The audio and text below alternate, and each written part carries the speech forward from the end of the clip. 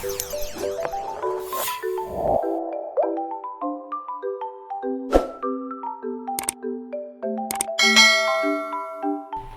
up mga karuba? This again your Konyo Boy akong Benrepen English Ilocano Agralo.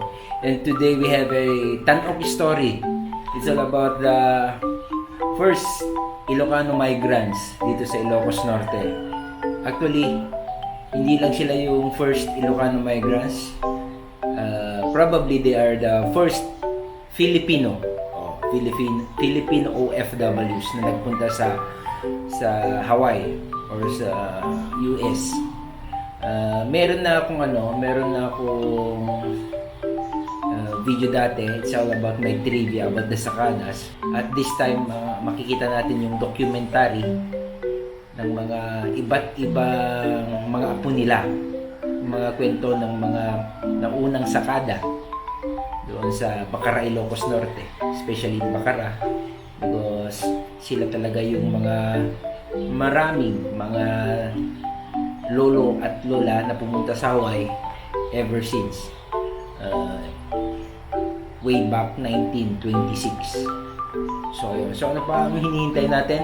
Hindi na natin patatagalin to. Panoorin natin ang documentary about the Sakadas.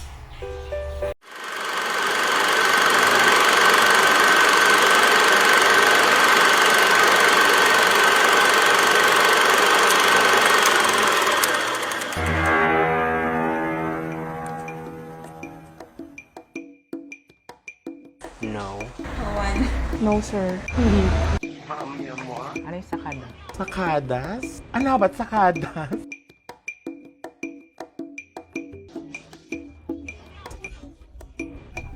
The word Sakada came from the Ilocano term Saka-Saka Daamin, which means barefoot.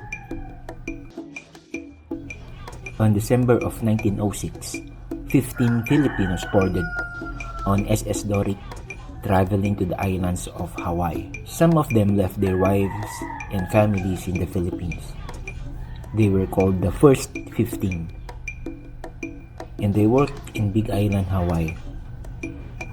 The First 15 is a way to encourage other Filipinos to work abroad as farmers in Hawaii.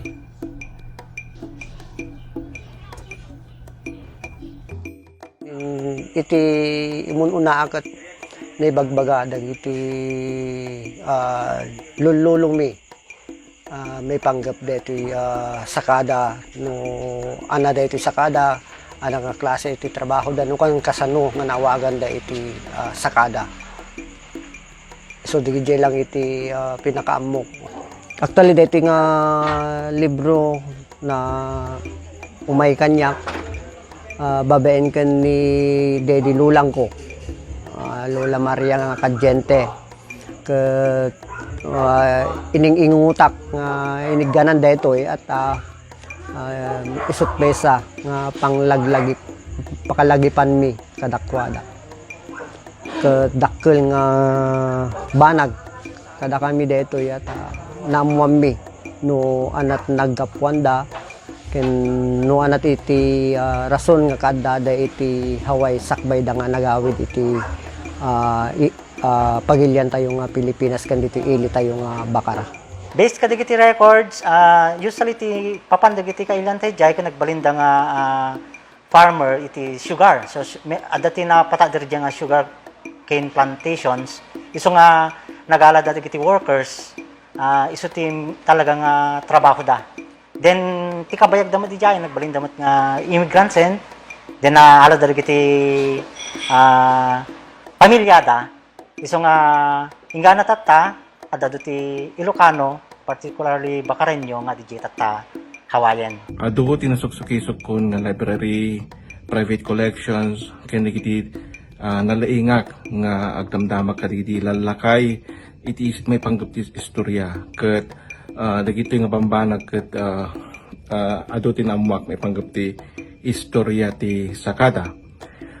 Bacara itata ti may nga tama kunak nga kaduan iti Sakada at kita am dagiti archival documents kas may isang impakita king kakit halos taga Bacara ti mamapan at taga po ta na native care when no adu dagiti grupo tayo nga sanhero iti kwa iti agawat iti Pilipinas nang nangruna iti Bakara tinapan itay Hawaii nga may sapela nga teritoryo iti Amerika.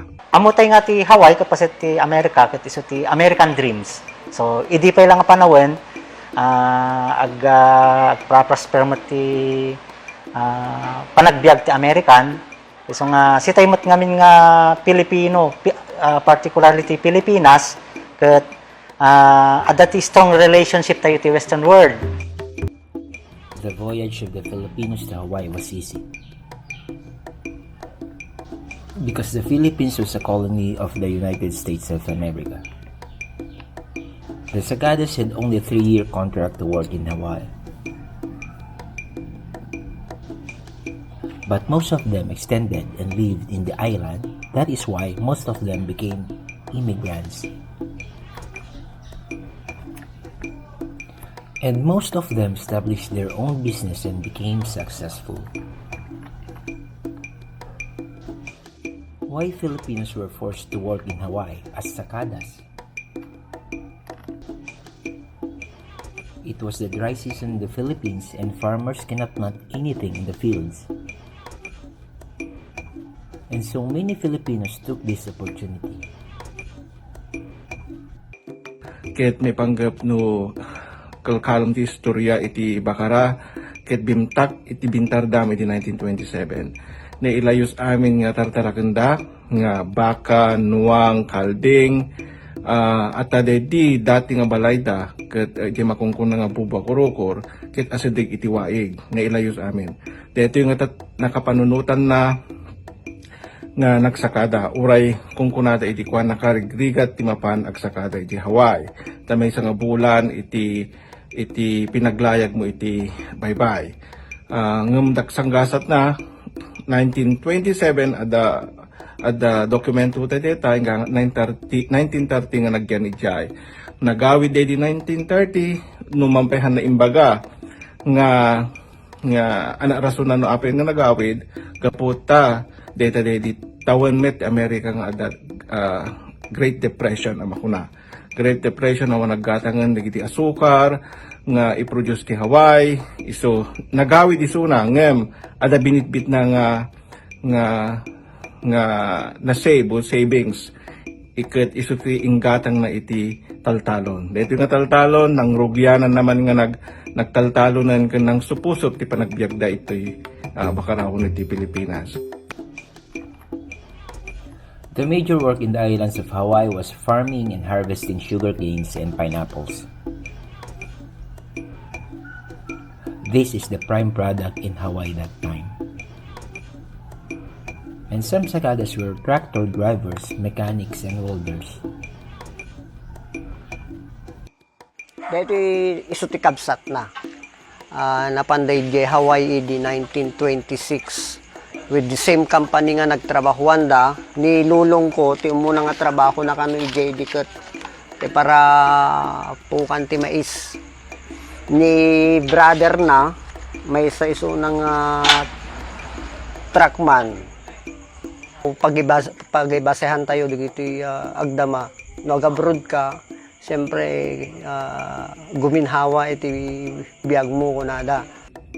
Itatta dadagidinhan na nagawid adu dagiti kinawkawid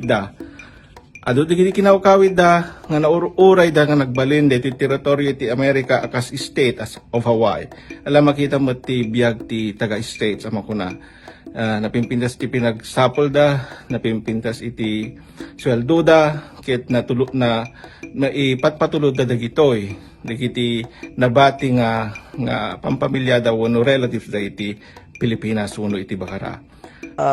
They came from abroad. They came from Hawaii to work. Siyempre, noon kaag-abroad ako. Siyempre, sa ipamuti kwartam dito, siyempre, ada basit uplift na. Nangat nga ito, basit iti kwa. Siguro, di jay iti may isang gapong adadamot iti nomumong da, nga dagdagada. Siguro, patulog mo di tatang na nga namin maintain da, na ururnong namet nga nagapuda iti abroad. Kasi ti Bacara, mutay mat nga balikbayan town of the Philippines, balikbayan town of the North, ket hanhang nga pwedeng agbaling nga balikbayan lang, no awan DJ nga istorya. Kasla isuda, iti may isang naggapuan. Iso nga inawag da siguro dahil iti Bacara tayo balikbayan town of Ilocos. Uri sa bali nga probinsya kuno sa bali nga kwakat ibagada nga ingkadye Hawaii kat halos taga Bacara. Halos Ilocano iti addayjay. Siguro they are the one nga nangrugi ijay kasi so siguro may isang mangibaga nga dito sa kada kat isut may isang way no ape nga nakapan iti Pilipino mo especially Ilocanos ijay Hawaii. Ada epekto na, no hanga nagtuloy DJ sa kada iti, basit lang siguro nga porsyento, tinagbalin nga imigrante, iti sabsabaling nga lugar, kasi DJ tinangirugi Ta amutay nga ti lugar tayo, han nga unay nga kurang, di kiti pagtrabahuan. Kainaigan na nga dagiti nga tultulong kit na iga po nuhan na kumadigiji nga taltalon nga natawtawid datatang ko nga nagbibiyagan mi idi ko ket hantay kumamot na kadadal ken hantay kumamot na gawati kasto nga estado iso nga agyamyaman tayo dagiti nagkauna nga sakada ta isudat ng bitbit iti ekonomiya iti brilyan tayo. Akas may sa tourism officer representative ti Idi Abacarati sa kada para kanya kit isuda tinagbalin nga ay hemplo titat tao kaya napukan ni Sir Henry iso na ti nang-share about ti sakada ti Idi Abacara sapay kumata manayunan kay ti knowledge ken idea about ti sakada ket mat-reserve kumada ting history da. And to make sure that the next generation will never forget the history of Sacadas, every December, the Filipino community in the United States celebrate the legacy and greatness of the Sacadas. And because of this, every Filipino gathers to commemorate the voyage and the memories of the great Sacadas.